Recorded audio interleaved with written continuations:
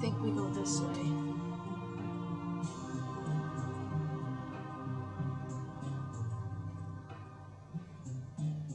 Oh well, might as well check what's over here. That's Atimar's house, up ahead. Oh, alright. Thank you, Rin.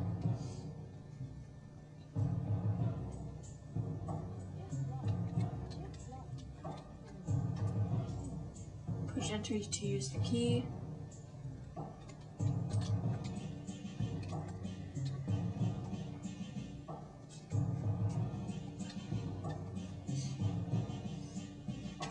And you want to get this book on the table.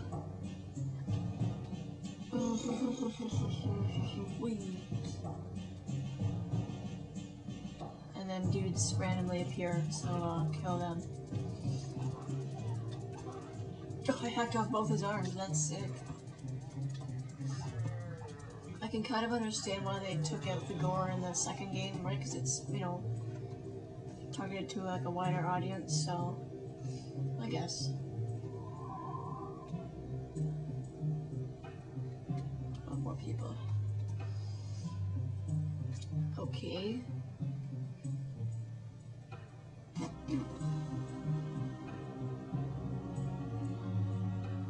I'm gonna check up there.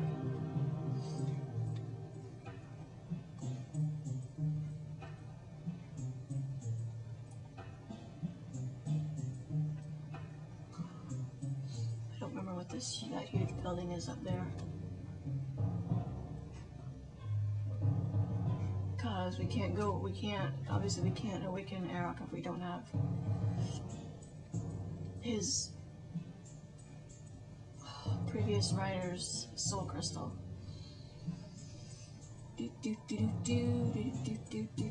Oh, look at you. Oh, fancy.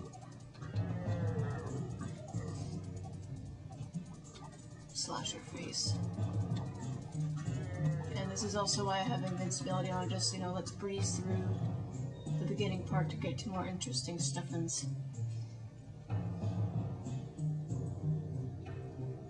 Thankfully I'm not in the coughing stage, that's normally at the end of cold.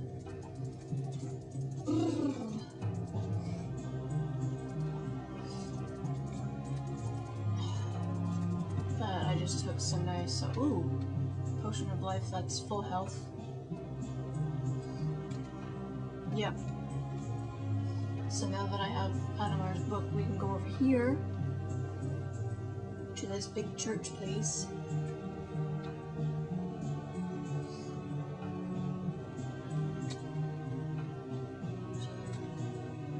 Keep hitting.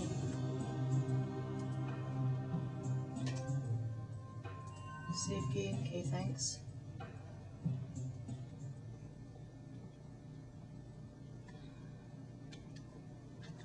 Go here. Pardon me, excuse me, and this is where his book goes. Yep.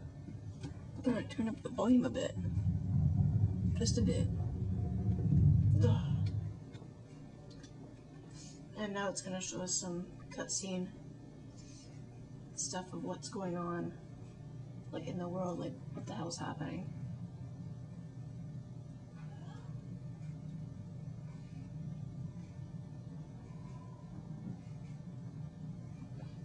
Ooh. There are legends from times long past of an age without kings, when the world was united by an alliance between the races of dragon and man.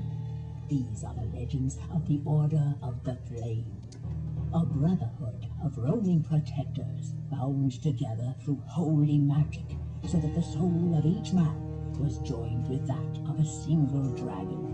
By their strength and wisdom, the world was led, and peace reigned for centuries. But as in all times, there were those whose hearts held only hatred and darkness. In secrecy, they gathered to plot and scheme, and in time, the Dark Union was born. Sworn to overthrow the Order, the Dark Union slowly spread its web throughout the world, working from the shadows to sow dissension and unrest. At last, through bloody decision, control of the Dark Union was seized by the War Mage, Navros, and his ancient dragon, Kiros. Together, they betrayed and murdered an assembly of the Order's greatest minds, leading the Dark Union at last into open revolt. The first blow had been struck, and the Dark Wars had begun. Through black sorcery and unholy alliances, the Dark Union had amassed a nightmare army which swarmed forth from the dark places beneath the earth. Magic of unimaginable destruction was unleashed upon the world. Seas boiled away to deserts. Mountains lay shattered. In battle after battle, the Order were driven back, and the great cities ground to dust. No longer content to share the reins of power, Navros betrayed the dragon Kiros. In a perversion of the ancient bonding ritual, he devoured the dragon's soul, melding its body into his own. Now grown monstrous and nearly invincible, Navros prepared to lead his armies against the last remnants of the Order of the Flame. With one desperate hope, the surviving mages of the Order invested their power in a single weapon, the Rune Blade. Surrounded and outnumbered, the Order's only chance lay in this sword, borne by the warrior Herald and the dragon Erok. As the armies clashed, Navros entered a mystic trance, drawing power for one final devastating spell. With the words of destruction on his lips, the betrayer was struck through the heart with a rune blade, and the tremendous forces gathered within him were unleashed upon the field. When at last the smoke cleared, both armies lay decimated. Where Navros had stood, a jagged rip had been torn in the very fabric of space.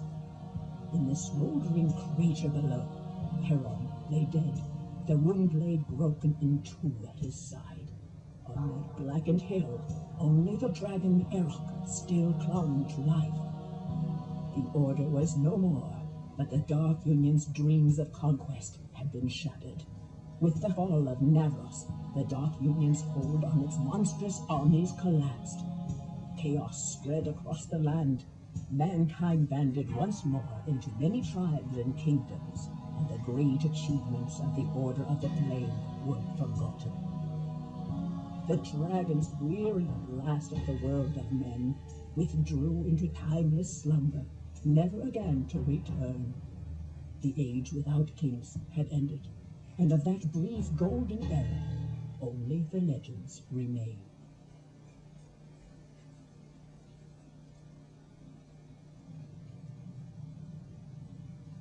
Awesome.